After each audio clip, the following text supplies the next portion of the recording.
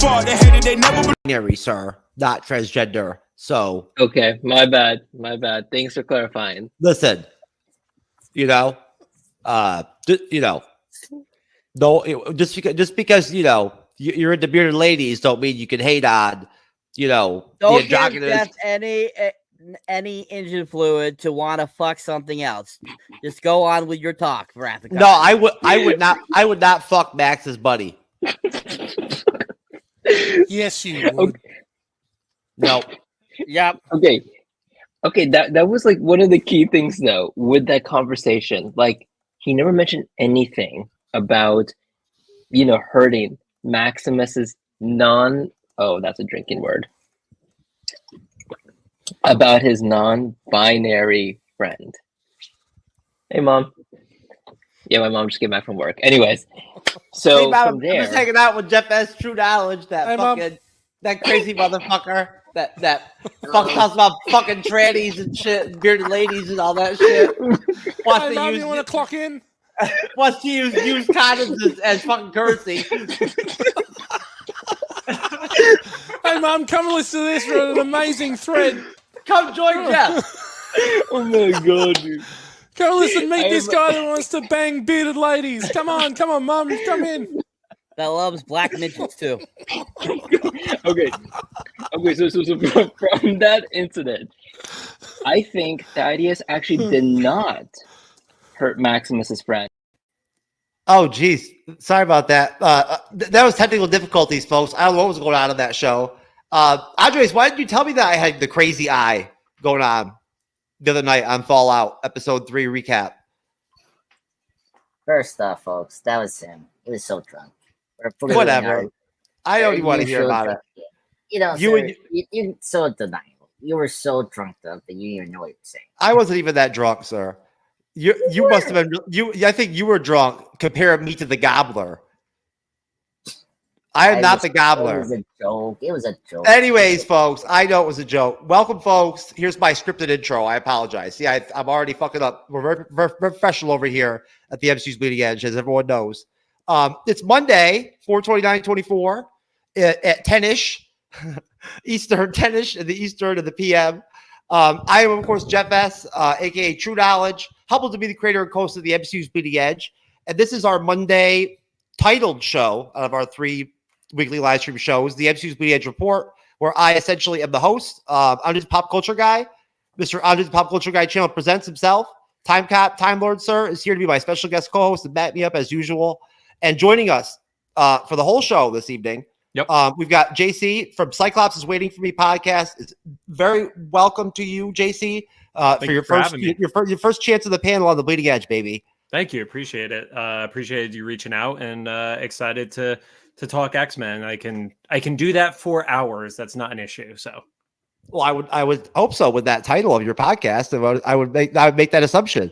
Yeah, we used to do roughly hour-long episodes, and then when X-Men 97 launched, our average episode is like an hour and 45 minutes now, and it was unintentional. It's just how meaty the episodes are by comparison to the original series and such. Oh, we know we can't. We're not even able to move on to our pop culture topics and stuff like that and whatnot after some of these reviews because they go so long. Yeah, especially with guests. You know what I'm saying? It's a lot of good stuff to talk about. But folks, basically, as JC so kindly, brought up, we're here to bust off an X-Men, 97 episode 6 recap. We've got 4 more episode recaps to go after this one. The show's looking strong.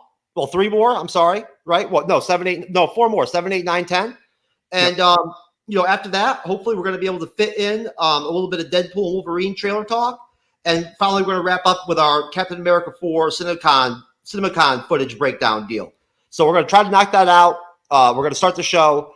Do us a solid. Consider liking, following, subscribing, all that good shit. Turn on all of our notifications on our YouTube channel so that you're aware when our content comes out, when we're dropping the reaction videos, when we're live, all that good stuff. All right, now let's kill it. Let's fucking send these fucking live stream numbers to the roof and shit and whatnot. We ain't even trying to play here tonight.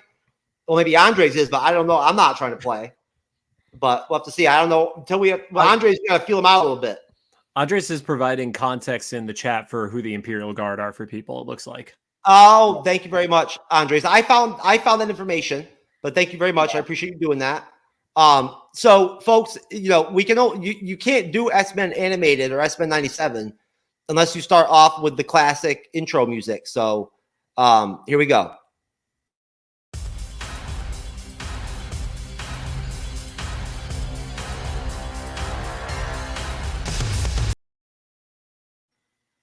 All right, and there you go. Wonderful.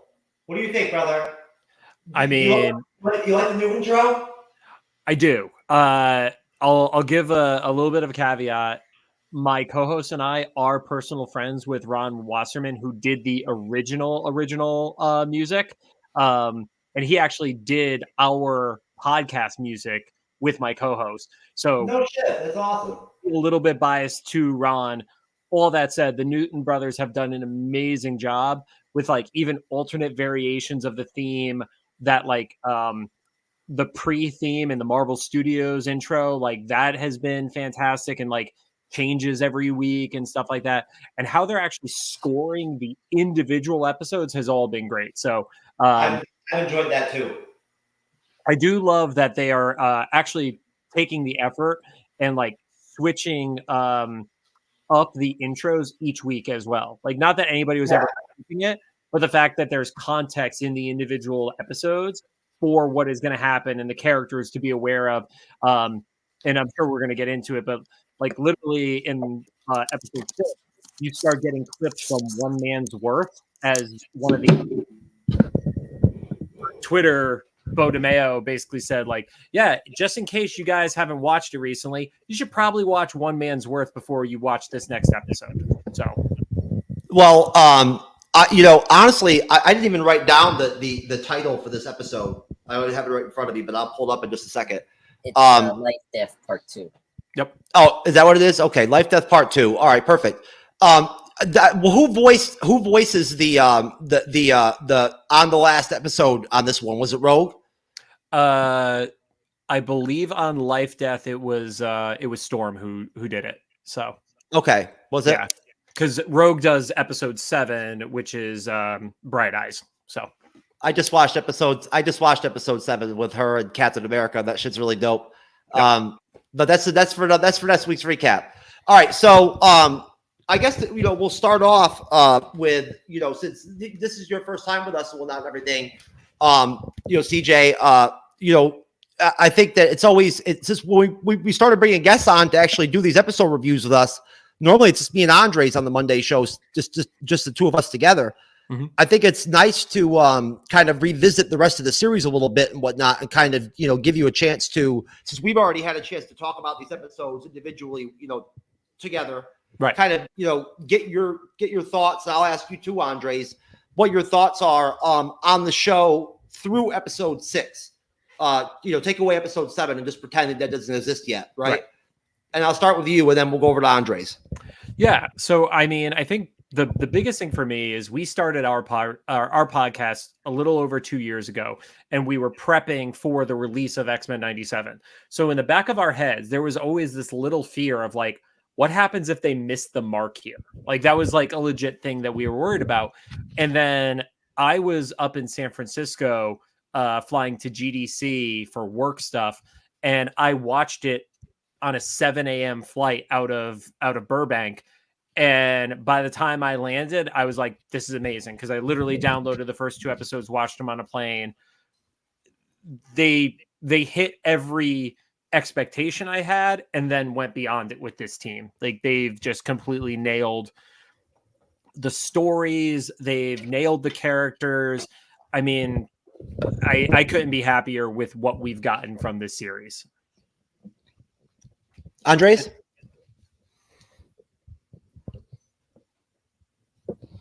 Yeah, I kind of agree with our guest here. I mean, I was expecting. I mean, I love the X-Men original show.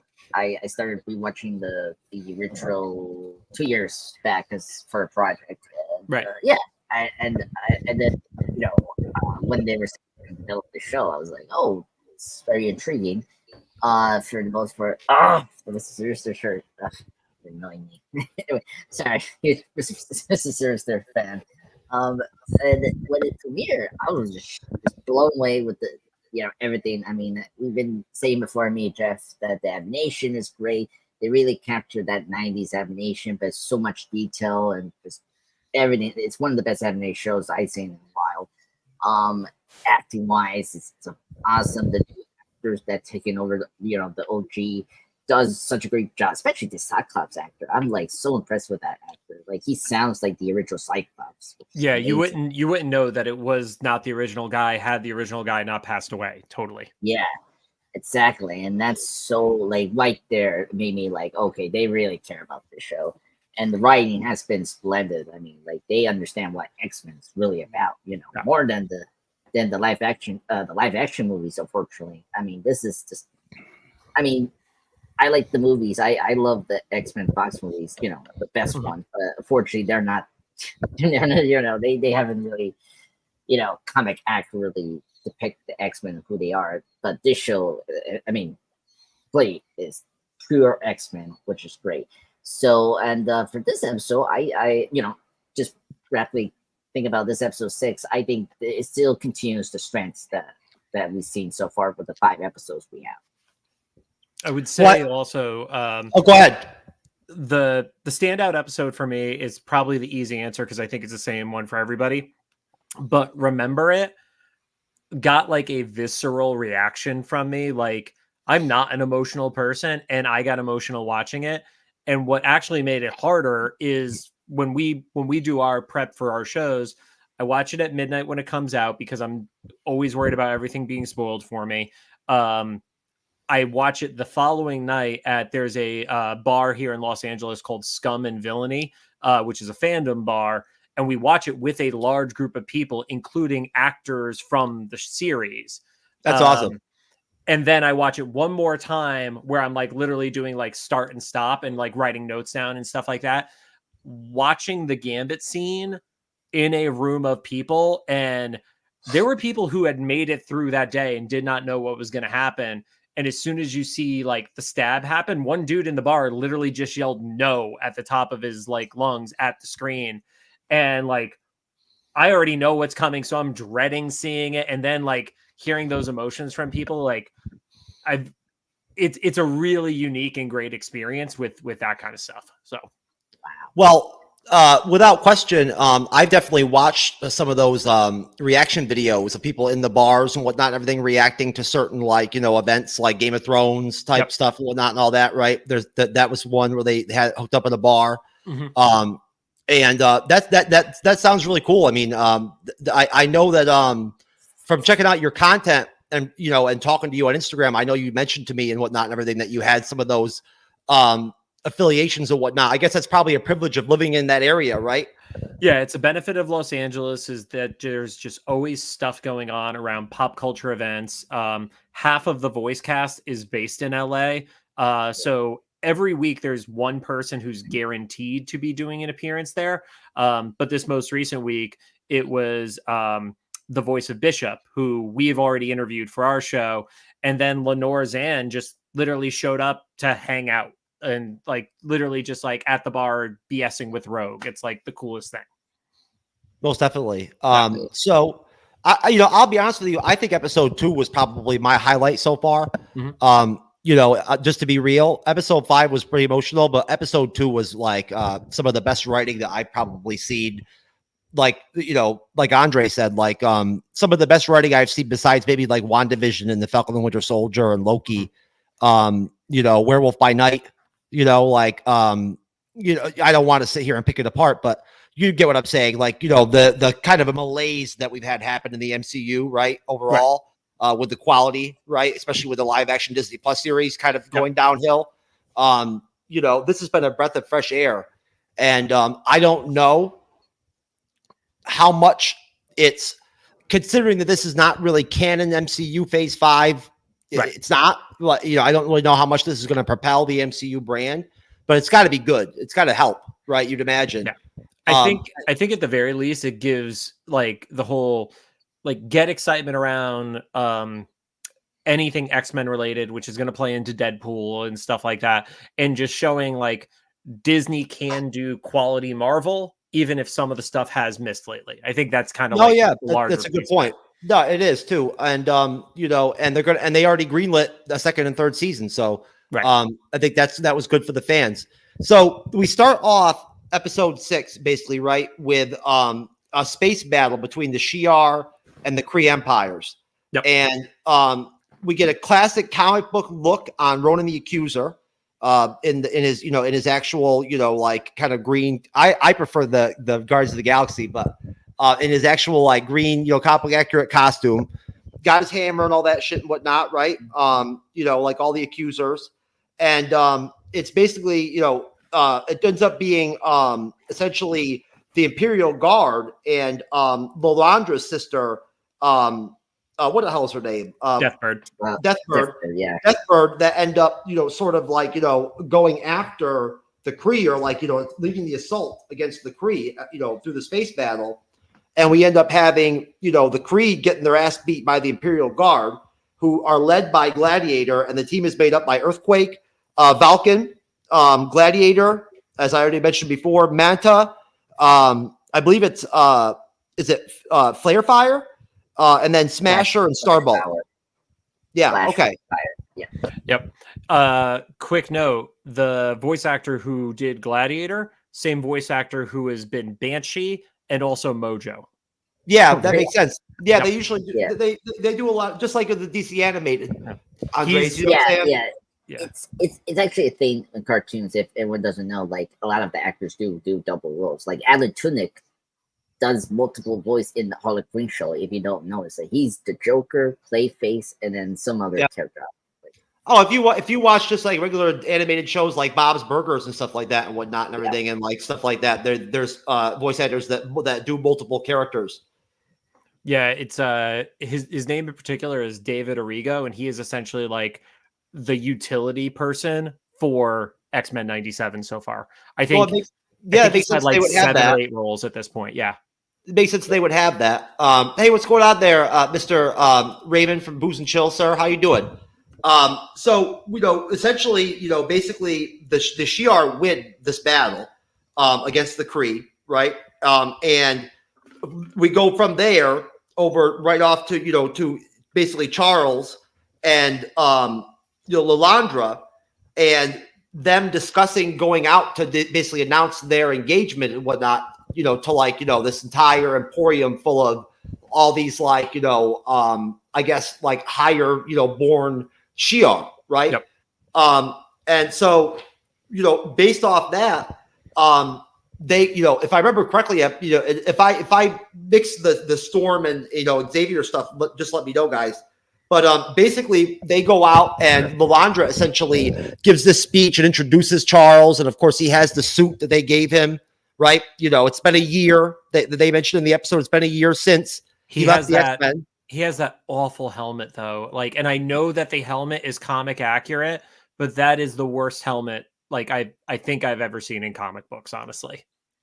Oh, well, either way, he comes out with the helmet on And immediately takes it off, yeah. for his introduction, and when they take it off, he kind of gets booed a little bit, like, you know, sort of heckled, and there's like some guffawing and whatnot in the audience because, you know, essentially he's viewed as like being like, you know, sort of not an outcast, but he's a foreigner. You know what I mean? Right. Like he's not actually, you know, Shi'ar.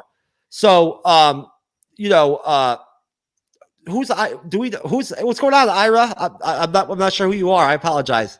Yeah. But it's good to see you. Either way, so we end up having Deathbird basically call Charles out, right? And basically say that he's like lowborn, you know, and whatnot and everything. And he's like, you know, he's Earth, you know, like he's going to turn like Earth into the Shi'ar's ghetto planet and all this shit. Well, it starts out with the character's name, I believe, is Akari, and they're like the chancellor of the Shi'ar. Oh, and yeah. He's kind of like whispering stuff like into Lilandra's ear, so not everybody is hearing it, but also like you kind of need to chill the fuck out is kind of the vibe he gives. Yeah. Well, anyways, so basically, right there, you know, Deathbird basically, you know, essentially calls on, or you know, invokes the right of, you know, of Indasha. Oh, it's Raffi Right. Khan. I'm sorry. Oh, is that Rathacon? Okay. Yeah. Rathacon, you got a Sorry. lot of titles, sir. You got a lot of names. Anyways, well, it's good to see you, Rathacon. So Deathbird, goes ahead and invokes the right of Adasha, and I skipped some of the Forge and Storm, but we'll go back. And to test his loyalty and basically force him to erase all of his memories of Earth, including the X-Men and all that shit and whatnot. Now, I skipped ahead, but we go back to Storm, right, with the owl. We determined and figured out that the owl was the adversary the whole time with Storm, right? Yep. Going back from episode 4. So we go back to the adversary and Storm. And just to be clear, on the adversary, I did throw together a little bit of information real quick just to kind of point out some of the, the stuff with the comics, for the adversary. The adversary is male in the comics, but the adversary can use anybody's voice that it wants. So it can be, have a female form. It can present itself in whatever appearance it wants. It is male in the comics. And basically it's an ancient mythical entity described as a god or possibly demonic in nature, whose ultimate goal is the destruction of the present universe to pave way for its recreation. Often referred to as the great trickster, it manipulates through deception and seeks chaos for sheer enjoyment. Originated from a dimension of chaos and preyed upon the Cheyenne Indian people. And the reason that, Forge is essentially knows about, the adversary is through his whole background with the Cheyenne, tribe. Yep. Right. He actually was trained before he went to Vietnam, he was being trained to become the shaman of the tribe. Right. And in the comics, didn't he accidentally summon the adversary? I believe. Like, I haven't read that book. No, yet. he did it purposely. Okay, that was purposeful in the comics. Yeah. Yeah, he did it purposely. He did it in war, essentially, right? Like when a bunch of his buddies got taken out or whatnot in Nam, he called on the adversary and whatnot and everything, and essentially, and worship the adversary or whatever to take out the Viet Cong or whatever. Mm-hmm. So basically, we go back right to the adversary essentially going after it with Storm, right? And, basically putting Storm in her worst possible positions. She's already in the cave. They put, the adversary puts Storm into an actual, locked coffin, yep. right? And she's basically just, he is basically just sort of purposely trying to cause her fear and also stave off her trying to heal Forge because she wants Forge to die because she bit Forge. Remember, they're in the cave to try to get the root or whatever, right? They're not in the cage yet, but the cage. Oh, the cave. I'm sorry, I skipped ahead. They're still in the cabin and they're going through this all the illusion that's happening to You're right. do that.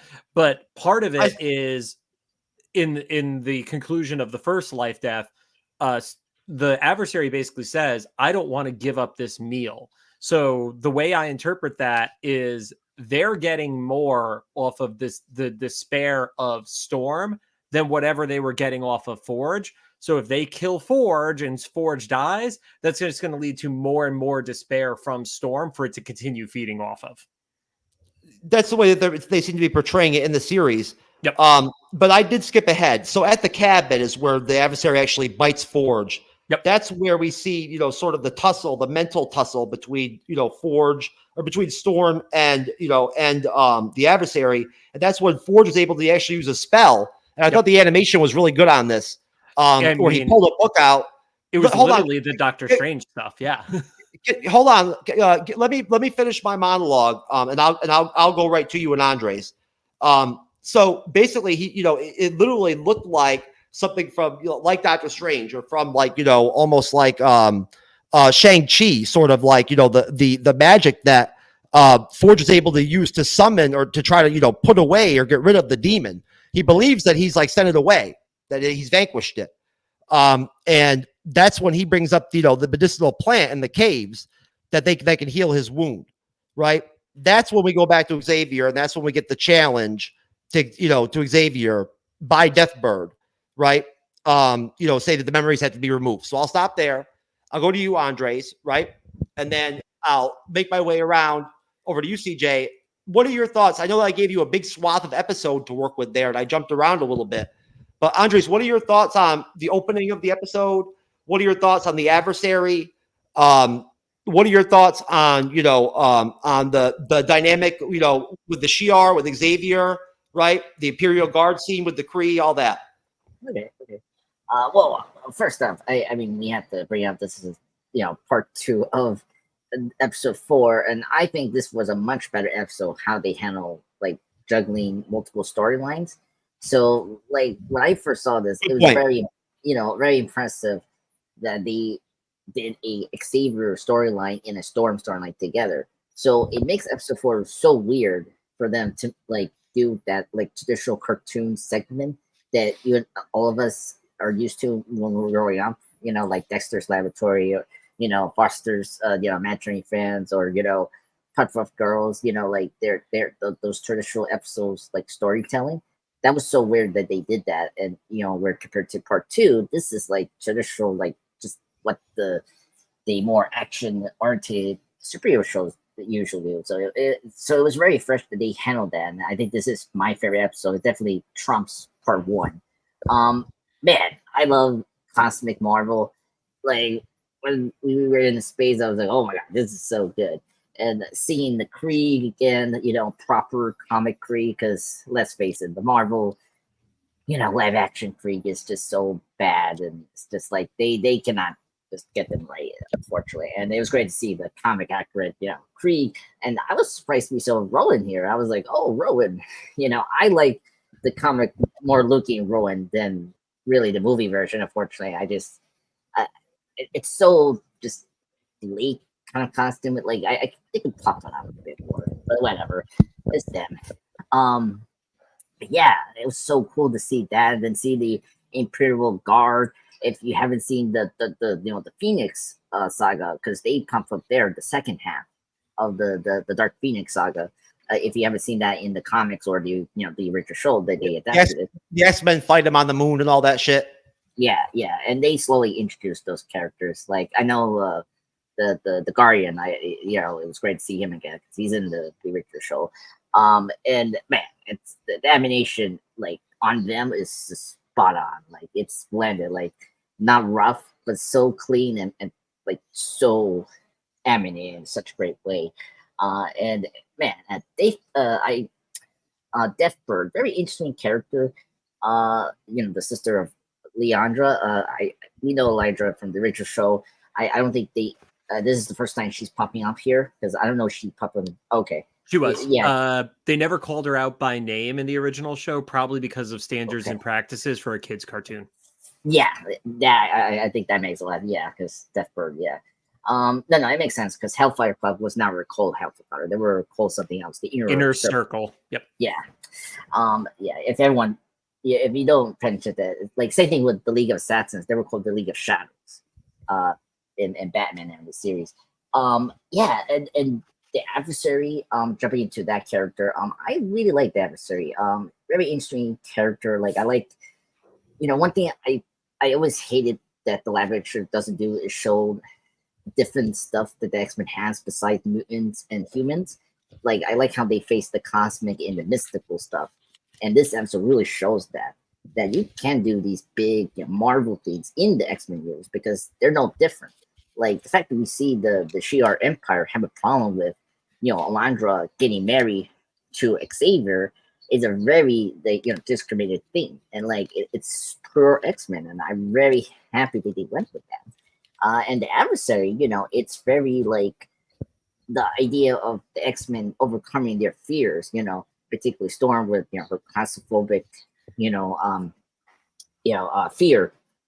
We've seen with the comics and the animation stuff was really cool. And the adversary, I think I brought this up in part 1, that that creature reminds me of Shadow King, another adversary from the X-Men.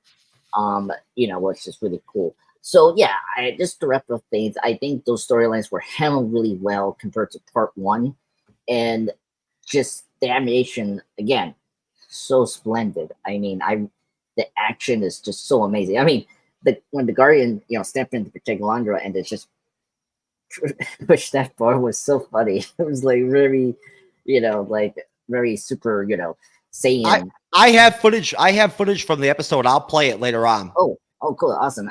Great I've got scene. footage. Yeah, great scene. Yeah, so I cannot, I highly recommend this episode. It's just still, top tier, and it's great to see Xavier. I don't know this the new actor that's voicing Xavier. It was really great to see him in a different place in with Landra, and I really like that we got back to that, and I'm very intrigued where we'll take Xavier. But we'll get to that. Okay, JC. Yeah. I'm sorry. I apologize. I called you CJ earlier, and I feel like such an asshole. Good. I didn't want to call it out. I appreciate you should no, next time call me out, please. That you should. I should at least be able to get your name correctly. No, but the floor is all yours. Have at it. Yeah, I think one thing I do want to point out was the Easter egg of Vulcan being included, because the last time we saw the Imperial Guard, Vulcan was not even created. Like, let's be like clear about the timelines. So they're actually introducing him in 97, which is 8 years before his origin story actually occurred in the comics, I believe. So, because it was, I want to say it was it Deadly Genesis, which was 2005, 2006.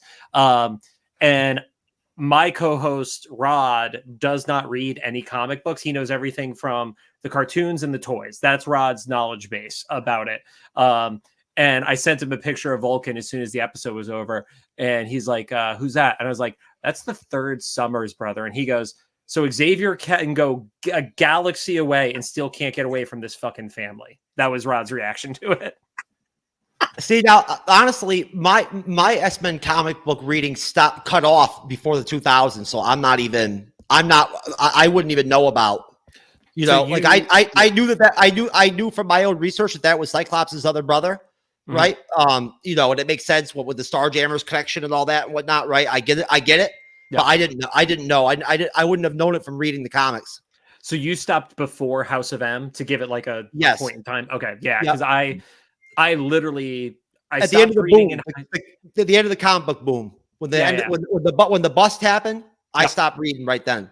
So I stopped then, but then when I got out of college, I restarted reading, and the first book I picked up was a trade for Ultimate Spider-Man and the first issue of House of M. So, but yeah, I loved seeing that. And then on the Storm side of stuff, I love the surprise moment of Forge coming in there and casting the spell, because you don't get a ton of that with him. Even if you are a regular comic book reader, he is so focused on building and technology, and he's doing like techno cyborg stuff, but you never get really any of his heritage in there. So it was not only a surprise just from him like popping in out of nowhere on it, but it was also like, yeah, I haven't read this version of Forge in the thousands of comics that I've read across my life, Yeah. No, I agree. Yeah, because both timelines, like from the Days of Future Past timeline and then the present, he's always the inventor, and they never really go from there. Yeah, I do agree. That was the part I liked about that episode. That see more of his heritage.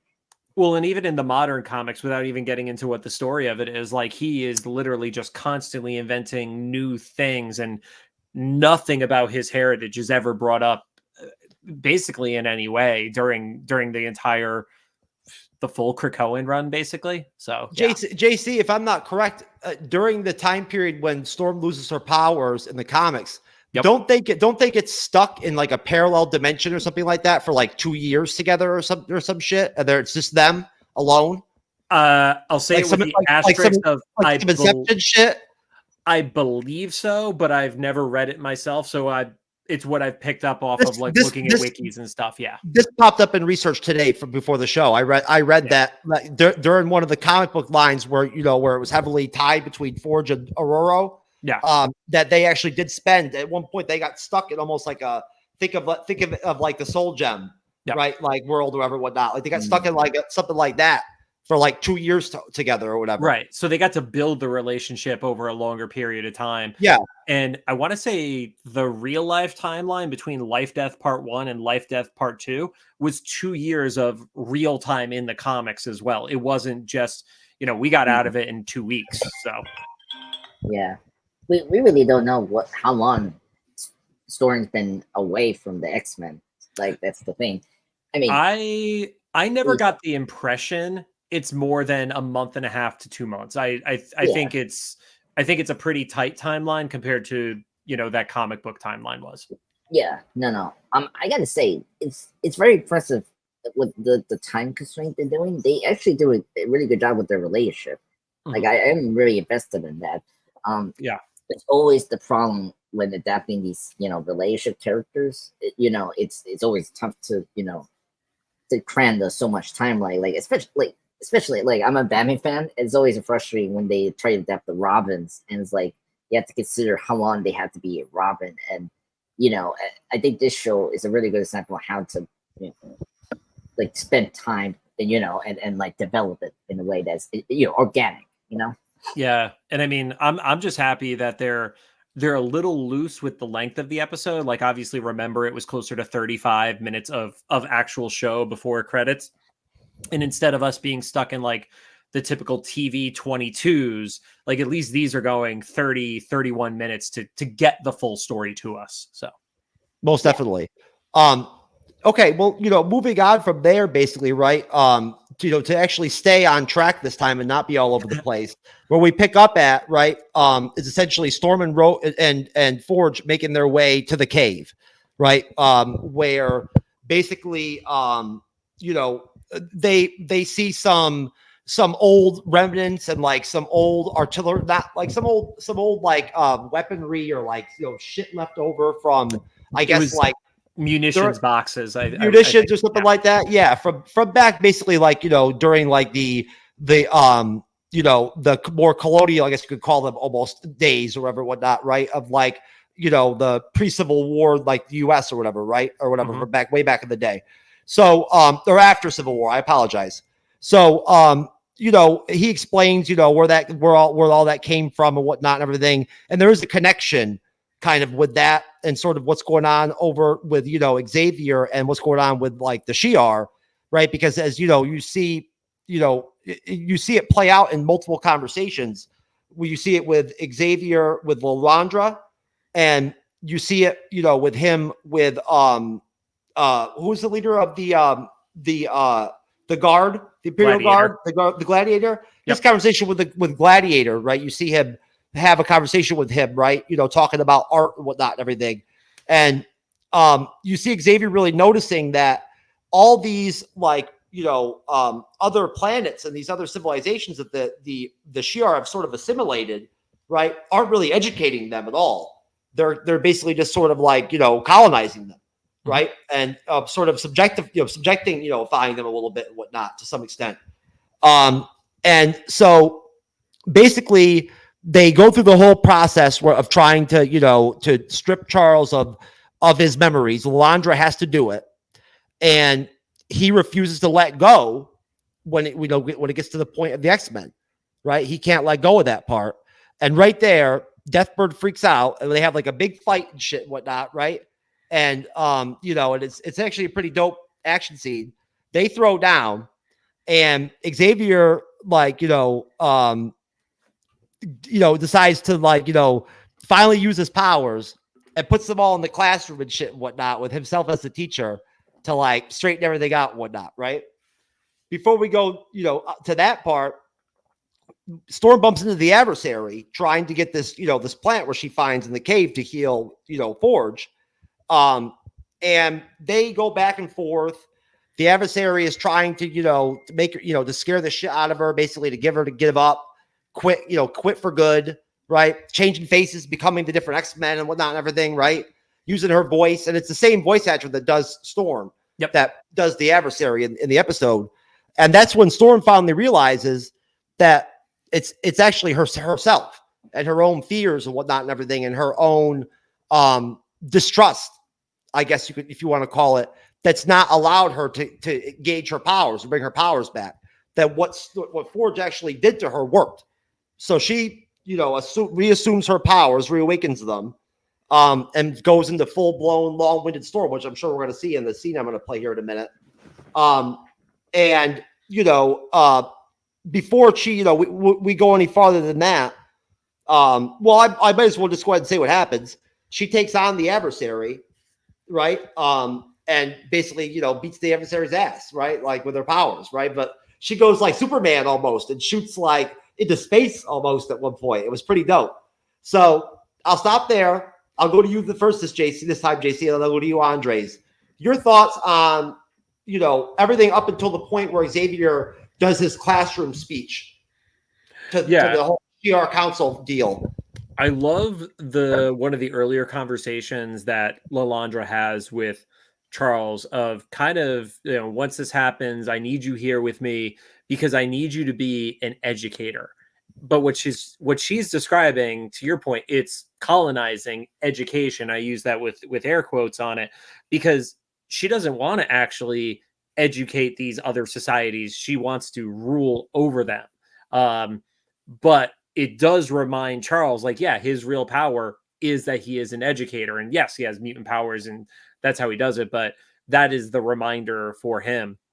And I mean, the realization of Storm that she actually had been fixed and it was her own like emotions that were holding her back because the adversary was obviously messing with her the entire time. I thought it was a great combination for those characters to have realizations as to how strong they are at the same time, basically.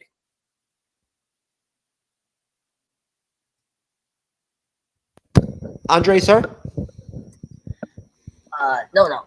That was, yeah, I completely agree. I think it's very impressive seeing the parallel storyline between Xavier and Storm. The fact that the rewatch, it was very intriguing that, yeah, we're seeing them rediscover who they are, especially Storm, which I really like. And yeah, and you know, especially because, you know, Xavier, he's a very powerful character. And I like that throughout the episode, he doesn't really forget who he is. You know, he is the teacher, you know, he is Professor X, you know, and I like that, you know, he does hesitate to, you know, forget about the X-Men because that was his you know, his journey as a teacher is trying to teach, you know, equality, but, you know, also how to control, you know, your powers, you know, basically. And I really dug that, and that's why it's very conflicting for him because he loves this woman who has saved him, you know, a year, and you know, they have, you know, like it's almost like the Magneto relationship, but different. It's an inverse of that. So you got this character, Landra,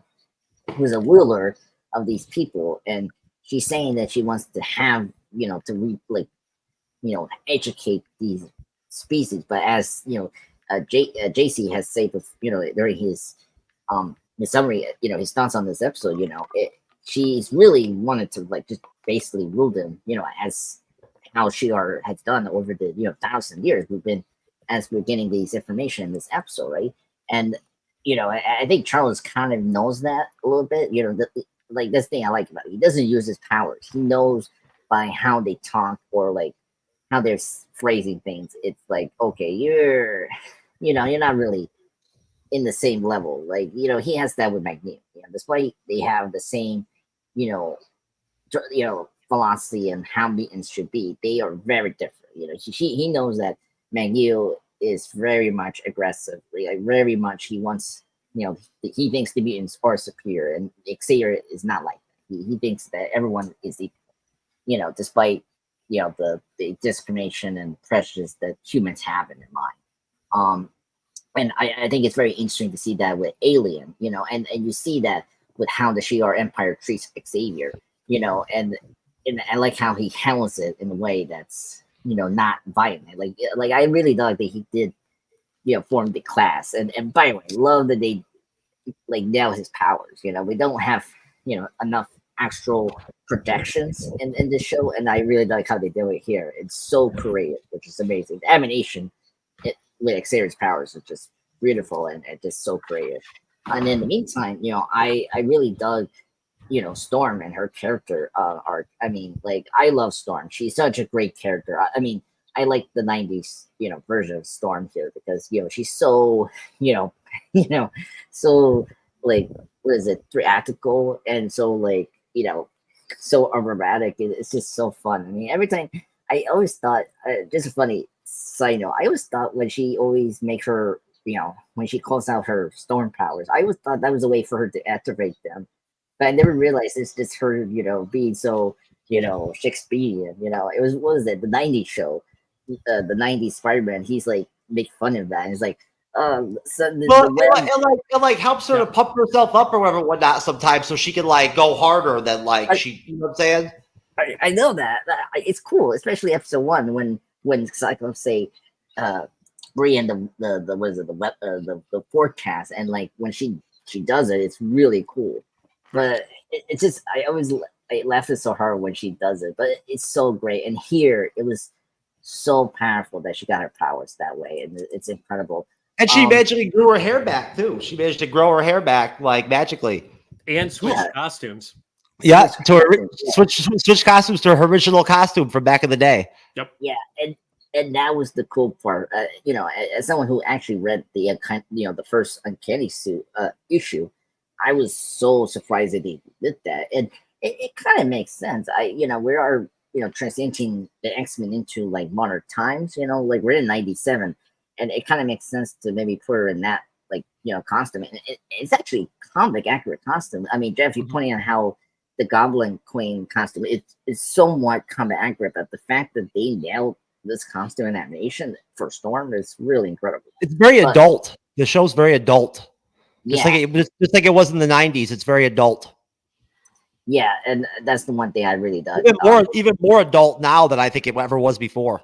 Well, I mean, it's literally rated TV-14 because they wanted to be able to get away with stuff that they couldn't from the Saturday morning rules. So yeah. Like, I mean, I think in the original, you saw blood once. It was like Magneto got like scraped across his chest and you saw red marks on bandages, but that was it. Like here in that first fight scene that Cyclops has in the first episode, he cracks a dude in the mouth and blood spits out. So yeah. Or episode 2, Cyclops have like blood coming out of his mouth. Yeah. Yep. Yeah. I mean, people have to understand it wasn't like Batman animated series where that show was allowed to use actual guns and you see a lot of blood scrapes in certain art heroes, like especially Batman, and the DCAU in general. It's good because the fact that they killed off Gambit, speaks all. They're going for a darker tone, which is great. And that's the thing I appreciate about the Storm stuff. I like how dark it is. Like I like how dark horror it is. Like I like that because I really dug the horror aspect of the X-Men, because they are horror level, like body horror sometimes. And if you haven't seen Legion, like that show goes really horror in some of this visuals, and this was that the actress it shows the versatility of the X-Men. Yeah, that's the thing I liked about this episode is the versatility of the X-Men, because we don't see that in the live action movies. It's always like the mutants and the human villains. We don't go out like that's why it's so annoying with the Dark Phoenix stuff. They keep it grounded, and it's like no, like it has to be big, constant. Yeah. That's why we like the MCU, for that. So just wrapping up, this section was awesome. It's my favorite part of the episode, and the actors are really nailing it. I like that. The actress that plays Storm voices Adversary, she really has a really creepy voice when she's that character, the Adversary. So I really dug it. Pretty revealing. Yeah. When you look at it, when you really look at the costume now, it's pretty revealing. I mean, I'm shocked that costume was allowed back in '75 when it came out. Like that's her original look from Giant Size X-Men #1. And I know there was some straight savage shit for the comics code. That was like probably to the edge they were allowed at that point. I feel like. Yeah. Well, and I mean, speaking of the comics code back then, they were starting to loosen up. I mean, so it was kind of like the movies back in the '80s and '90s. They fucked me up with the X-Men and the X-Men comics in the '90s fucked me up in the late '80s and shit when they started making it to where Rogue and Jean and Storm all had like double D's, right? And like huge butts. They all did in the comics. They were all drawn like that for a while there. Like on the Uncanny side, not so much, but in the self-titled X-Men book, that's how they were drawn, except for Jubilee. Do you remember there was literally every summer it was like the X-Men swimsuit special? Like that was a thing Marvel released back in the day. And then from like 93 or 94, I want to say. like Cyclops was hot, but she wasn't like stacked like Jean was and like Storm was and Rogue was, but she was still fine, right? Like she still looked really good. And like Emma Frost was fine too. And now she's looking all like, I've noticed when I've seen her recently in the comments, she looks all double D'd out. But that was some good footage. Now I actually have the trailer. I have the final X-Men 97 trailer. I haven't seen it yet. I haven't seen it either. So I'm trying to think if there's anything that's going to like, it'll definitely spoil stuff from episode 7 in there, no doubt. Just so okay. Give a warning to anybody for, if you don't want spoiled, whatever the time code is, just pause for a sec. That's one of the cool things about being a week behind real time with the show. You know what I'm saying? Like we don't really have to worry about spoilers that much because we're behind a week. Yeah. But no, I appreciate that. So I'm going to play the trailer really quick. And I think it's 2 minutes long. You were my first students. My family. I wanted you to be free. Help build a world where mutants could live however they wish, safe and without fear. My X-Men.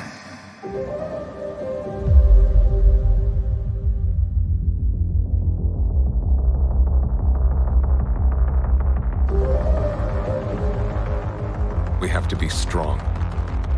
For the team. For every mutant still out there, they need hope. Let us do what we do. Believe in each other.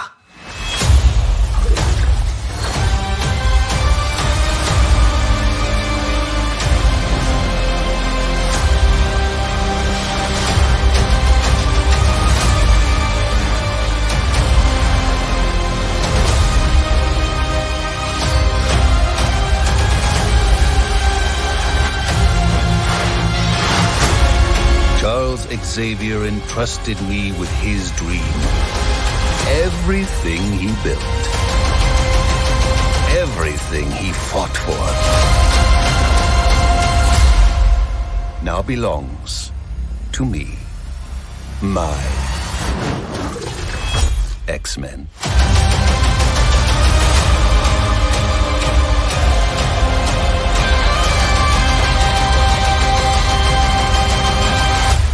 Almost forgot. Oh, am I going to war or a circus? What'd you expect? Black leather?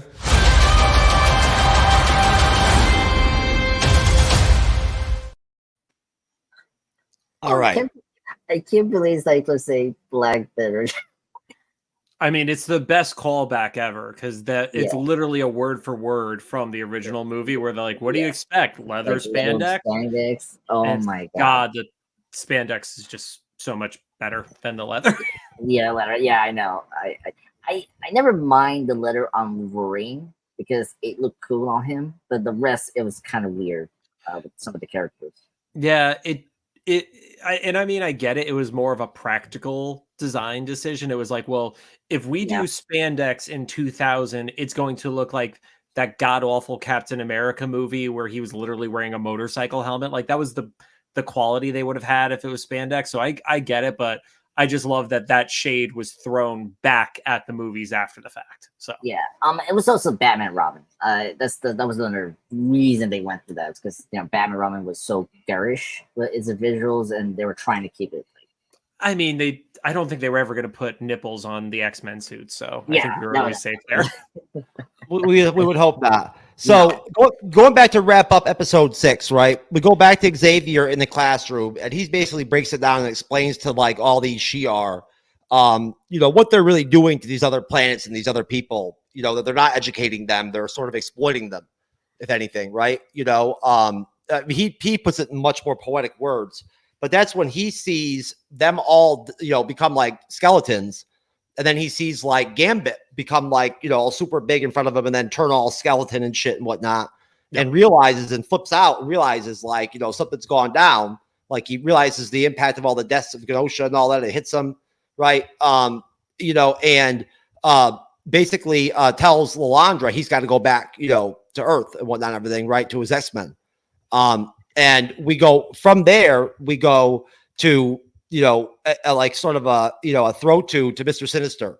And it turns out Mr. Sinister apparently is responsible for the attack on Genosha, right? Right. Through Trask, I believe. Yep. So there you go.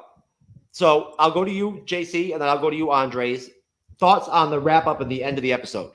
So the Storm wrap up part was actually something that I had predicted coming out of Remember It, of it was going to be, she was going to get her powers back, however they were going to handle that.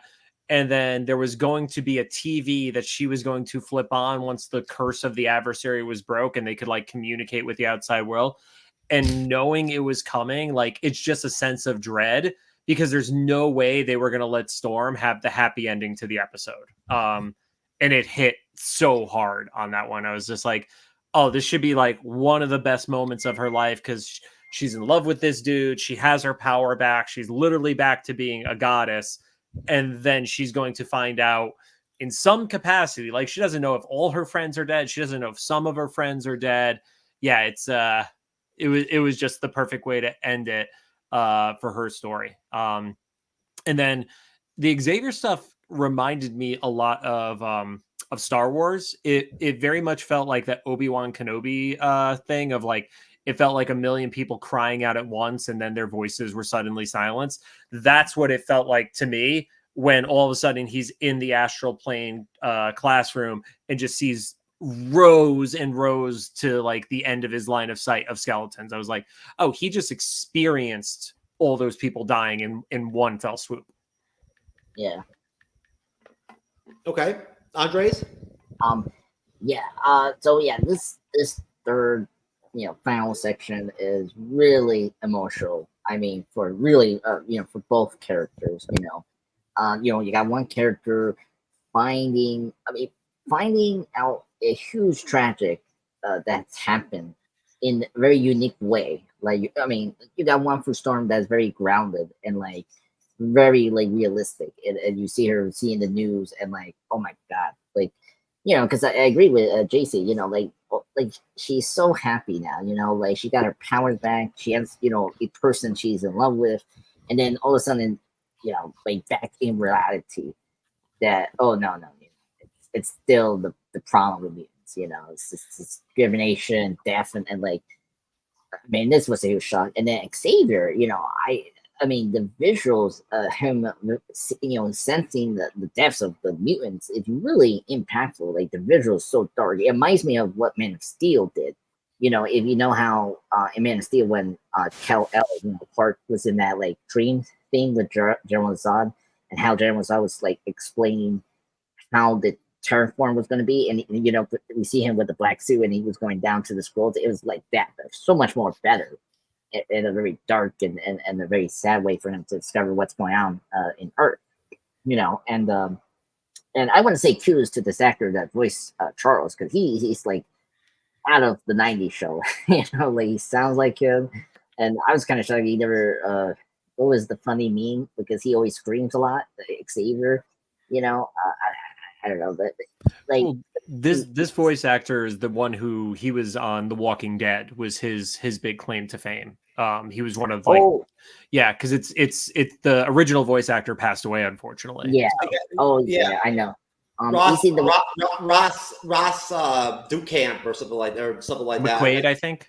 Yeah, McClay. He's the one that did the Red Skull in the. He did Red Skull. Yeah. I know. Ross Ducat or something like that. Yeah. Yeah. Ducan. I think it's that. Great actor. He nails Xavier's voice so well, just like Red Skull. It's very impressive. Just like Alan Tudyk, like another actor, like so talented, like bringing these characters to life. I'm very impressed with that. But yeah, and obviously my boy, Mr. Sinister, is back. I was like, when I saw tracks running, I was like, who are they gonna reveal behind that? The Yasha attack, and of course it was my boy, Mr. Sinister, doing his Sinister thing, which I was so happy with. I'm a huge Sinister fan. I'm so happy he's getting the focus he deserved. Hopefully he comes into the live action movies, in every Thanos way, please. Don't. Well, Andres, do you read comics on the regular, or? So like you guys, I'm like I jump to different runs. It just works for me. I don't read. I don't read new comics at all. You know that. Yeah. No, no. I buy like weekly, literally. Well, the reason I ask is because like I've talked about the difference of modern Sinister, who's like kind of this mastermind, but he's very flamboyant and over the top and theatrical.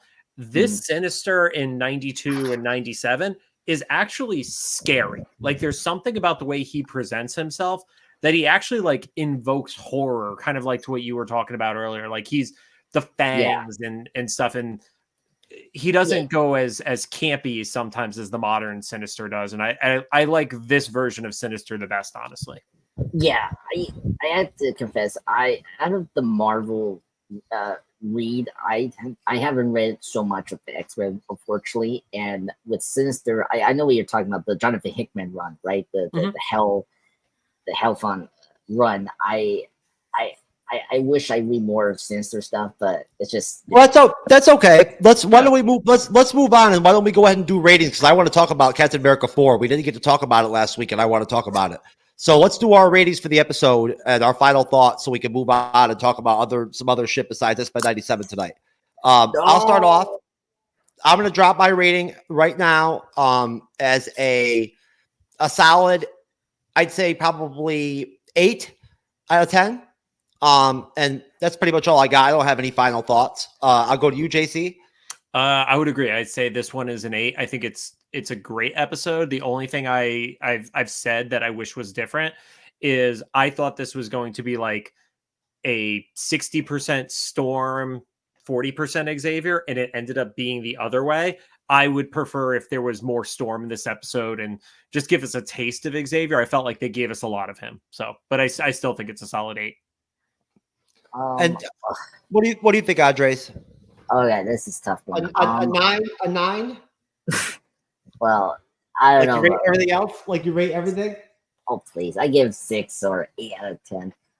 No, I'll probably give this an 8.5 out of 10. I'm a little bit higher with you guys. I agree with you guys. I actually agree with JC. I was kind of surprised it was Xavier's turn.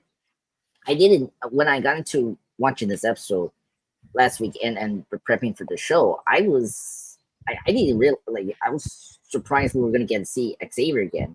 But as we see with the trailer that we could show you guys, it seems like he's going back to Earth and be a major player, and so it makes kind of sense where they're doing this now. But at the same time, I really love Storm. She's like my top favorite character of the X-Men team, and I really wish we spent some time with her arc. But it's like she's sharing with these other storylines, and I mean, first off, at least Xavier is more awesome than the Jubilee episode. To be fair, despite I love Jubilee, but I gotta say, it's still top quality. It's still one of the best. I will highly recommend. It's 8.5. Okay, all right. So Captain America 4. Now, the whole premise of this Captain America 4 discussion we're going to have here is just based off of us breaking down the general little bit of information that we all know about Captain America 4 so far, and then the CinemaCon footage that was released at CinemaCon, right? And broken down, of course, by several media news outlets and whatnot and everything, right? And spit back out. And it basically boils down to that supposedly Feige came out and, first of all, compared the film to Captain America Winter Soldier. Yep. Right? Which I thought was poignant. Now, when it comes to the actual footage, basically, it starts off with, of course, Harrison Ford as Thunderbolt Ross as the president, right? And he's at the White House. They're having like a ceremony, right? And Anthony Mackie kind of walks in as Captain America. He's Captain America.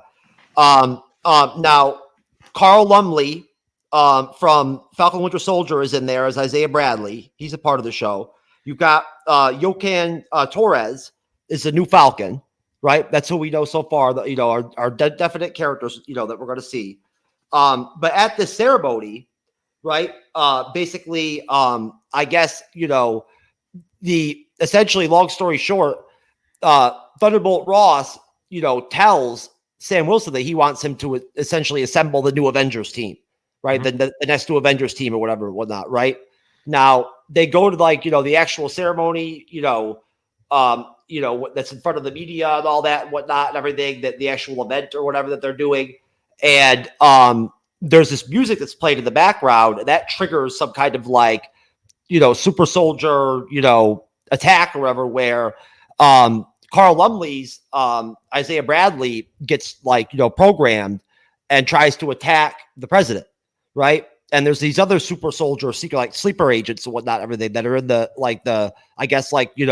actual Secret Service and shit like that and whatnot, that also are trying to get after the president and whatnot. So Sam's got to get his shield out and whatnot and everything and defend the president. And it ends with a scene where they're together, and it's Thunderbolt Ross telling Sam Wilson, you're no Steve Rogers. And Sam Wilson's like, well, I already know that, sir, or whatever, or some shit like that. That's what we know so far. And we basically know that the final battle of the film is supposed to be the Red Hulk versus Sam Wilson, Captain America. Yep. They're going to be doing 2 or 3 months of reshoots on this film before it comes out, to redo 3 major scenes, three major scenes from the film that they took out completely, and they're going to totally redo. So they're going to do 2 or 3 months. They're going to pay for 2 or 3 more months of reshoots before this film comes out to make sure that it's straight. So. Well, I'll start with you, JC, and get you going. What do you think? What are your thoughts on Captain America 4? Now, all this footage was well received, apparently. Apparently, everyone at CinemaCon really liked it. That it was very well received. From what everyone that saw it would not said it all looked really good. What do you think? Are you hyped for Captain America 4? What do you think about the reshoots? What's your general take? I'll start with the reshoots. I'm less concerned about reshoots when something has been seen and it gets a positive reaction. So, because at least a portion, they got the vibe right. And if you have something that the vibe is right, then you can extend that across other stuff. It's usually when, we've gone in, we've seen something, everybody hated it, and that's the reason for a reshoot. That's when I get worried. Overall, I'm definitely excited for Captain America 4. I want to see what the MCU looks like without Steve Rogers, with a Captain America at the helm. So I'm cautiously optimistic because, like we kind of alluded to, not everything has hit. And I think this team has the benefit of not doing production during lockdown, which we know was a big part of Falcon and Winter Soldier, where it got fucked up because they literally had an entire story about a virus. Like, yeah, you had to scramble, you had to get stuff out on time. I think Feige now is probably in that mindset where I'd rather delay something and get it right than force it out and then have everybody pissed at us, like what he's dealt with in some of the previous projects. Okay. Andre's a pop culture guy, sir. No, I agree with JC with his statement. I mean, Feige needs to take his time. He knows that the major complaint was just so much quantity over quality. And, this is Captain America. This is your top franchise of the Marvel Cinematic Year. It's important for the overall build-up to the Avengers movies, as you've seen with Winter Soldier and Civil War. And even First Avenger, because Tesseract became a major thing in the First Avengers movie. So, you need to get this first movie right, and you got Sam Wilson here, which everyone loves, and they want him to exceed as Captain America, so there's a lot of writing for this fourth movie, because look, we got a fourth Thor movie that didn't do well. And so, I'm fine. Good point.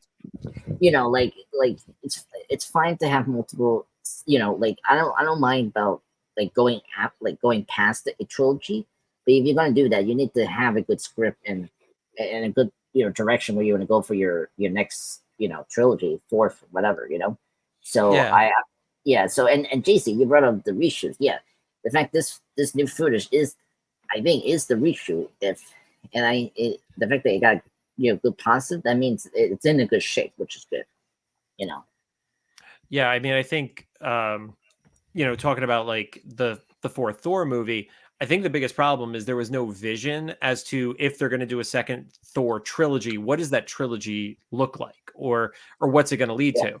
It kind of was just let's let Taika Waititi do whatever he wants to do, and it didn't really have like an end goal other than like let's have goats scream 17 times in a movie. And there was nobody there on set. There was no showrunner, or there was no like anybody there, nobody executive producer to keep him in check. Yeah, you know what I'm saying? So they just let him do whatever. And unfortunately, he shit out, after Ragnarok, which was fucking like a pearl, he shit out a fucking piece of dog shit. Yeah, I mean, I think Ragnarok was great because he had to get from point A to point B. He knew what his point B was. He came up with his own point B for Love and Thunder, and nobody cared about Thor raising an adopted kid. So yeah, really set him up really well for Thor 5. Yeah, most definitely.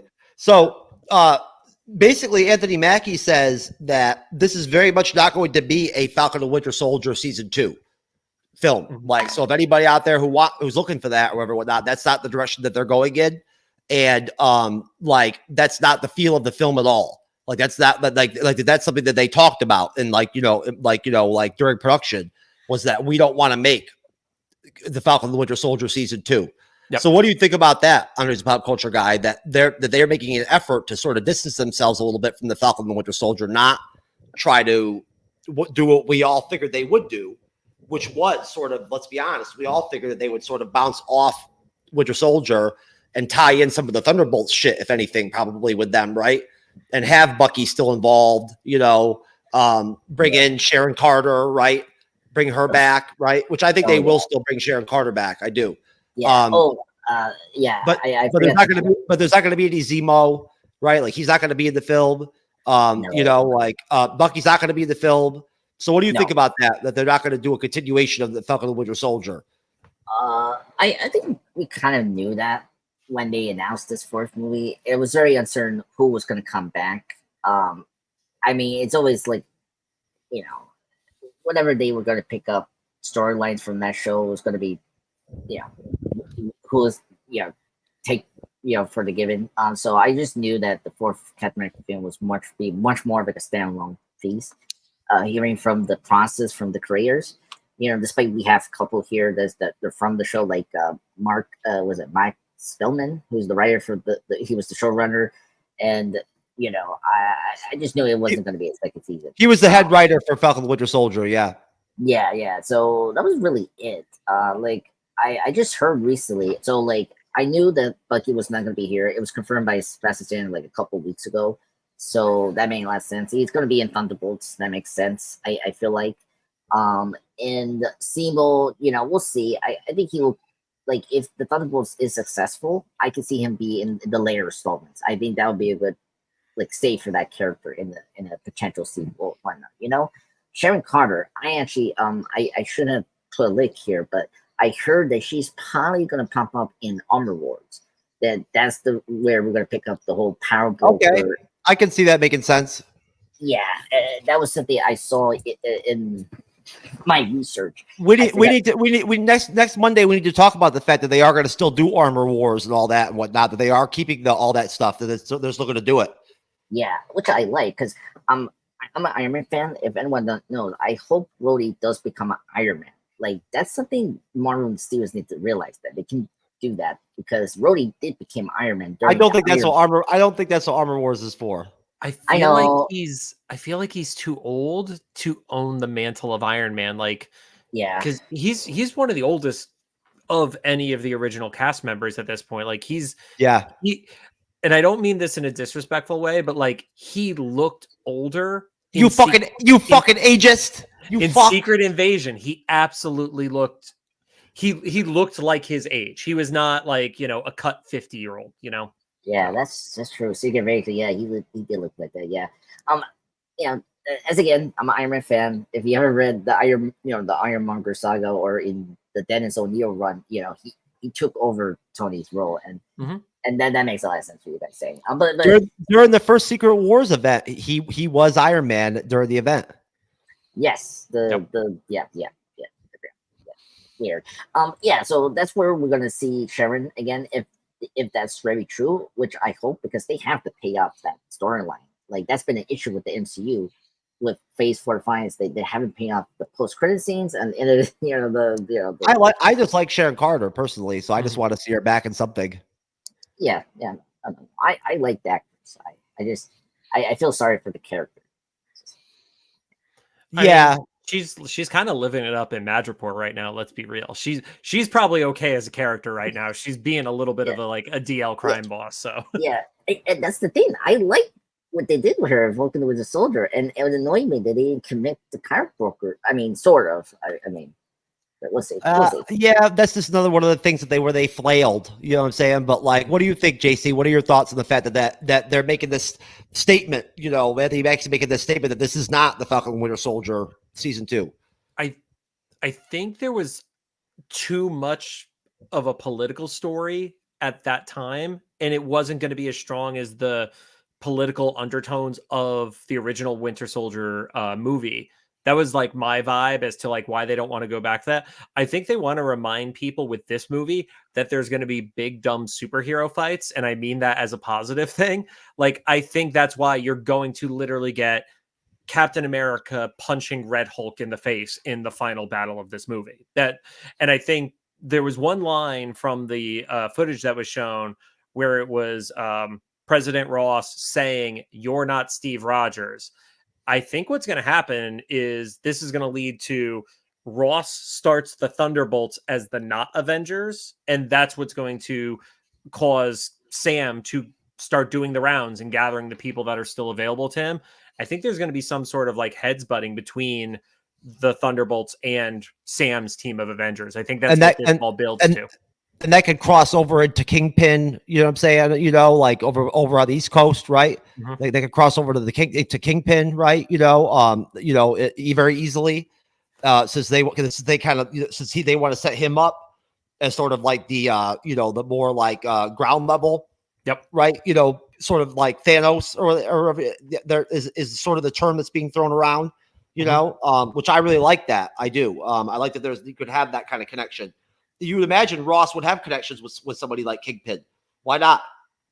Yeah. I mean, or you could also do what the comics do sometimes where you have such big events that are happening concurrently and you split your attention. It's like, if you like the street level stuff and it's the Hawkeyes and Echoes and Spider-Mans of the world who are fighting Kingpin and Mafia type shit, but then you need the heavy hitters like your Hulks and your Doctor Stranges to deal with a Red Hulk who's gone berserk and stuff like that. Like you could have two very fun things at the same time too.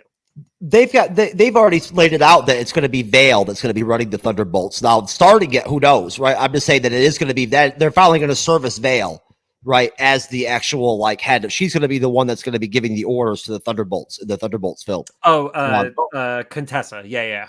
Yes. So speaking of that, I want to add with the Armor Wars I heard, she's going to take over the Damage Patrol in Armor Wars, and I can see Ross maybe. Okay, that makes sense. Yeah, like I think Ross is going to do is he will initiate, just like how Nick Fury did in the Phase 1, is that I'm going to do my Thunderbolts initiative, and that's how Val is recruiting is because she's getting inspiration by Ross, and I think that makes a lot of sense because why recruiting? Well, yeah, because they're going to do Sentry, right? And Sentry's going to come out of the. It's going to come out of the out of the what's it called? Not the Super Soldier program, but the Weapon X program, right? I had not heard the Weapon X part. Yeah. So, well, I mean, that's where Sentry comes from.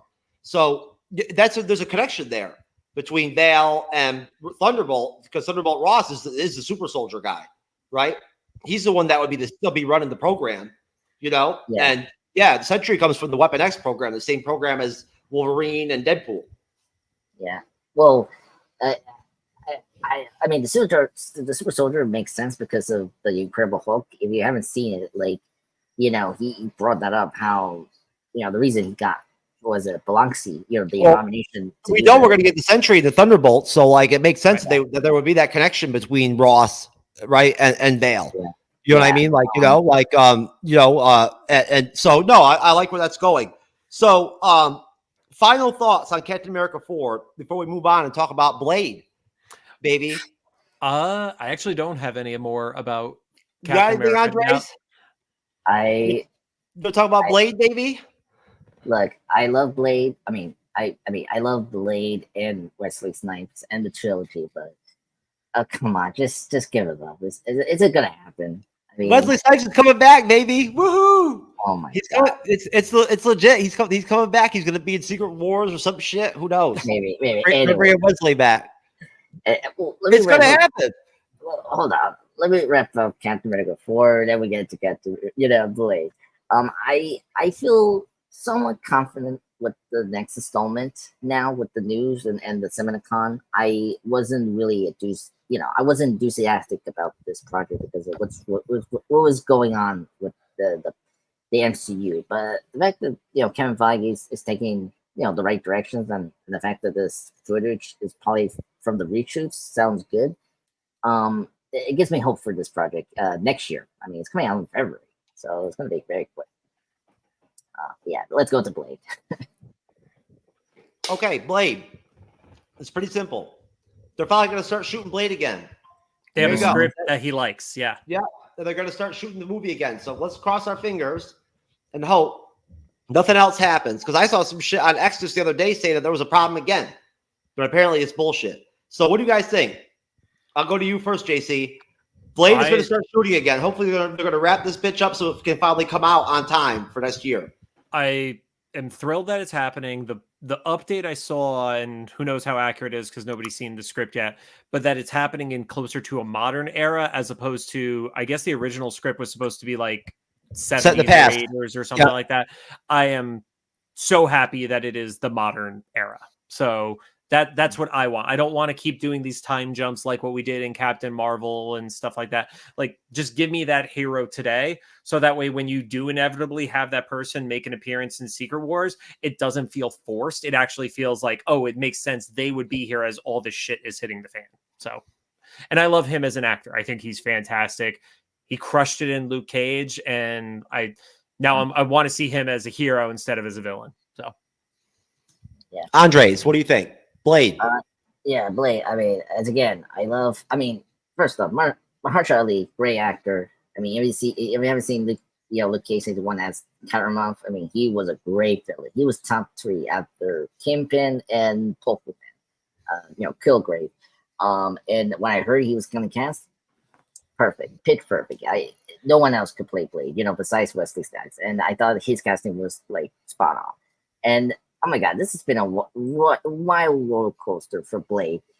I agree with you. I actually agree with JC. I don't mind putting our characters in time periods if it works right, like X-Men First Class or the first Wonder Woman movie. But at the same time, I do have to agree, don't put in the time period if you're gonna force to retcon your MCU timeline like Captain Marvel was. Right. That was the thing that was so frustrating, because we barely did nothing with her since her first movie. And I don't want to, I like the sequel more, but it barely did what gave her character development. But I'm happy they're putting in modern times, because we're going to get that anyway with Fantastic Four. Speaking of that film, that seems like they're going to be in another Earth, and I feel like it's better to get this, character to be in that time, because it will never make sense because of the post-credit scene from Eternals. Like, okay, why you introduce this character in modern times and then have a movie to it doesn't make sense. Thank goodness they changed that. I'm just asking for it to be a hard horror film, just like the first film, just like Blade 2. That's I'm asking. That's all. You can tease the Secret Wars towards the end of your post-credit scene in your movie. That's it. Because something I haven't brought up with the X-Men 97 that's been refreshing is that they're focusing on their these projects over like the shared universe should be your second focus, and your main priority is making good stories with your characters that people like. That's what I want from Blade. So I hope they do it. Because right now I'm less excited for Blade. I'm sorry. I just wanted to make a basic Blade movie, right? Where there's action and You have the supernatural shit too, you know what I mean? Whatnot, right? And you get some decent secondary characters to throw in there, right? Just don't do the Force stuff. Like, don't default to like we need the Dracula story yet. It's like we've already done that. Do not just go back to the well on that shit. Go simple. Go simple. They say it's going to be Lilith. Lilith is going to be the villain, right? That's fine. Yeah. Do Lilith. Have Lilith be the villain, and then have her stay in the MCU after that, and she can do her thing, you know, like just in the comics, right? And hang out with Mephisto and shit and whatnot. You know? Exactly. I just don't understand that. Why you take it's not complicated. It's not complicated. Yeah. It really isn't complicated. Seriously. Like, I mean, it doesn't have to be that deep. I'm just glad that they're finally going to be shooting. I really want to believe that, like, at this point now, that everybody they're going to go in there with the mentality where they've got to knock this shit out now, right? Like, ball, you know, like kind of balls to the wall, like just kind of fucking like. There's no more. You know, there can't be any more bullshit now. They've got they've got the script. They like the story. You know, everybody's locked in, right? They've let some people go, right? So they've made some big changes. You know, like you know, over the course of all these these rewrites. So I'm just, you know, I think Blade could be really good for the MCU. A really good Blade film, a traditional TVMA R-rated Blade film. Well, I think would do well in the box office. What do you think, JC? Yeah, I mean, I fully agree. I think Deadpool is going to crush it. It's going to be the first official in the MCU R-rated movie. And if they're not going to hold him back, like, candidly, Blade is easier to do in R, and you're going to have fewer worries from like your legal team on it. It's just going to be blood. They're not going to do half the wild shit with all the cocaine jokes and everything like that, like Deadpool's going to. Yeah. So good point. You just got to be ready for a little bit of blood and guts. And in a vampire movie, that's not that bad. Some swearing or whatever, whatnot. Maybe some basic nudity or whatever, whatnot. You know, whatever. You know what I'm saying. Yeah, you get 5 fucks instead of 1, kind of thing. Who cares? You know. Yeah, Blade's got to say fuck once in a while because he's Blade. Yeah. Cool guy. Say words like fuck, folks. To see it know, right, Andres? Yes, very true. That's why I learned. That's why you say fuck you to me all the time, right? I mean, that's what Blade told me when he curses at the vampires. Oh, Blade told you to talk to me like that? Okay, I like that. I mean, in Blade 2, when like the Reapers were coming in, he's like, "You know who you're fucking with?" And then like, bam, explosion. I'm like, badass. Blade 2, awesome movie, folks. Blade 3, not so much. Not so much. Oh my god, don't even breathe. Okay, I just got to vent about one thing in Blade 3. I've been involved in the world of pro wrestling for years and stuff like that. He literally just does a vertical suplex, which is one of the most common moves you will see in wrestling matches, and that kills a vampire. That doesn't kill a human. I don't know how that's killing a vampire, and that bothered me so much. Oh my god, that is so true. What was that? What scene? I try to remember because there's just it's like a random vampire who's like a club boss or something like that, and he just gives him a vertical suplex, and I don't know why. Hey, shout out to everybody out there on YouTube real quick, and Rumble and X, Twitter, and all that shit and whatnot, and Facebook Live and all that. We're killing it right now. We've got 57 fucking people watching us. So what's up? I hope you're enjoying the show, or I hope we're entertaining you properly and all that and whatnot, like we usually try to here on Monday evenings. But guys, let's wrap things up a little bit here. You know, on I guess Blade and Deadpool 3. You know, the Deadpool and Wolverine trailer, I'm sure you've already seen, JC. Yep. You know, and obviously Andres and I have seen it and everything. We reacted to it. I haven't put the reaction up. I'm sorry I haven't put it up yet, Andres, but I'm going to. No. I don't have it like on hand, right, like ready to rock and roll to throw up. But you know, basically, I guess probably all I was just basically going to do, JC, was, you know, now that we've all had a chance to soak up, you know, the trailer more than once, and we're not just, you know, reacting to it and whatnot. I'll start with you. What do you think of what'd you think of the trailer? What are your thoughts on Deadpool 3, Deadpool Wolverine? Same thing to you, Andres, and then we'll plug out of here. I was honestly surprised. I was not expecting it to be so TVA heavy and like literally having Aelith and stuff like that. I thought it was going to be more X-Men centric, and don't get me wrong, there's a ton of it in there, but there is so much TVA stuff that I was like, all right, I literally don't know what to expect now because the trailer caught me completely off guard in a good way. So, Andre's the pop culture guy, sir. What are your thoughts? Well, I love well, two things I love about my life: X-Men and Deadpool and Wolverine. They're great characters, and the trailer delivered that. I mean, it was so nice to see Hugh Jackman's Wolverine. I mean, I grew up watching the Fox X-Men films, and Hugh is always like Hugh was the first Robert Downey Jr. for Marvel. You know, like he stuck around for 24 years. The fact he's coming back again, and it's just really emotional for me to see him, be back in a comic book actress too. It's amazing, and yeah, I do agree with JC. Like, it's cool.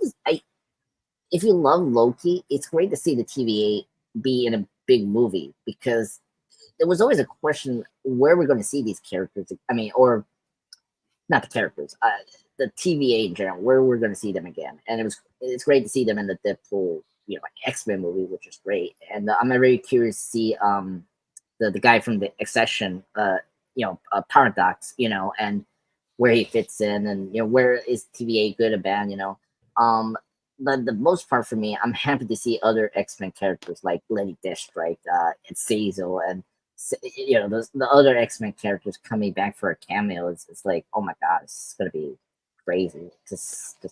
Well, supposedly there's going to be a rebel side in the Void that's against what's her name, Xavier's twin sister, Cassandra Nova. Cassandra Nova, right? And that's going to be where you're going to see Elektra from Daredevil and all that shit and whatnot. And what's her name? The from Logan. X-23. X-23. Yeah. That I'm very excited about. I'm very curious about the villain. I was very happy we saw the villain, because it's been so much speculation of who was going to be the main villain. Right. So if you haven't seen The Crown season 4, Emma Croy, great actress. She was great as Diane. Very curious how she's going to play this character. If everyone doesn't know, in the X-Men 90 show, the Genosha attack was her, the Casanova, not Mr. Sinister. So it's pretty obvious in the trailer that she's taken over the Void completely, because she has control of Alioth, right? Like, she's got psychic control of Alioth. That's true. I mean, that makes a lot of sense. She's Alioth as a weapon. Alioth remember, that's what Kang used to win the wars. Yeah. Well, Andres, one quick point of clarity for you. In X-Men 97, it is not Cassandra Nova.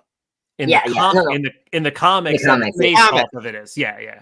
Just sorry to clarify that. Yeah. No.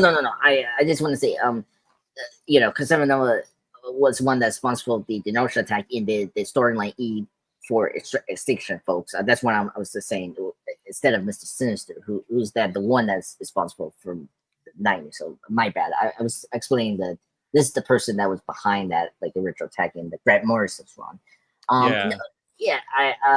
So I'm excited, overall of the TVA and all the X-Men stuff. I grew up, from the Fox movies, and see how they handle that. I mean, I just want to see them re-interacting our MCU characters. That's the thing. I'm like, oh my god, please have a post-credit scene for these two characters, because they're jumping in that portal. For whoever opened that for them. How mean would it be if that's the conclusion to the movie? It's just them jumping through the portal and it's a hard crash to credits. Yes. And Deadpool, meta comments, it's like, oh, you have to wait next year or the next Avengers movie. It's supposedly there's some crazy post-credit scene that's going to go on, that's going to happen during the film or whatever too. And of course there is. I'm sure that there is going to be a crazy one. Oh yeah. I mean, the Deadpool fixing history credit scene is one of the best things ever. Him shooting his own character and stuff. You can't ask for a better post credit than that, but they're obviously going to try. So Yeah. All right. Well, you know what? Let's wrap it up right there. I'll plug you guys out, and then we can get the hell out of here. It was a good show. Great job, guys. Shout out to everybody in the audience. And we'll start off with JC, since it's your first time on the show, brother. I'll go to you first. Now, please tell us, sir, about Cyclops is Waiting for Me, an X-Men, the Animated Series weekly recap podcast. So we are a recap podcast. We originally started over 2 years ago. We went week to week watching every single episode of X-Men the Animated Series in preparation for X-Men 97. When the delays happened, we started watching X-Men Evolution, but now we are watching week to week and doing every single episode. The episode airs on Tuesday night, Wednesday morning, and we have our recap with our thoughts on every Monday. We've had the original showrunners of X-Men 92 on the show. We just recently had the voice of Bishop on the show. Yeah, and we really do focus on the cartoon universe of the X-Men. So we were reviewing the Marvel, the original 90s Marvel, X-Men animated series on Monday nights before we started X-Men, before we started doing Rick and Michonne, The Ones Who Live and all that and whatnot. And we're eventually going to go back to it. We'd love to go over on your show and cover some X-Men animated. Yeah. How do pop culture guys, sir? Yeah. What were you going to say? I just want to say, I'm a huge X-Men Revolution fan. I think it's one of the best representation for X-Men. Like, I think that's because I really appreciate what they do with Cyclops there. Anyway, I just want to say that because I really love that show. I grew up watching Revolution. So hello guys, Andreas Pop Culture Guy. Here's my channel. I'm up to 937. I just post my comic book read of X-Men Days of Future Past Doomsday. It's a good run from Mark Guggenheim. Because I'm going to lead up into the 10th anniversary for X-Men Days of Future Past this month in May, when they premiere in May 23rd, back in 2014. So look out for that when me and Jeff are going to do a live stream review for that.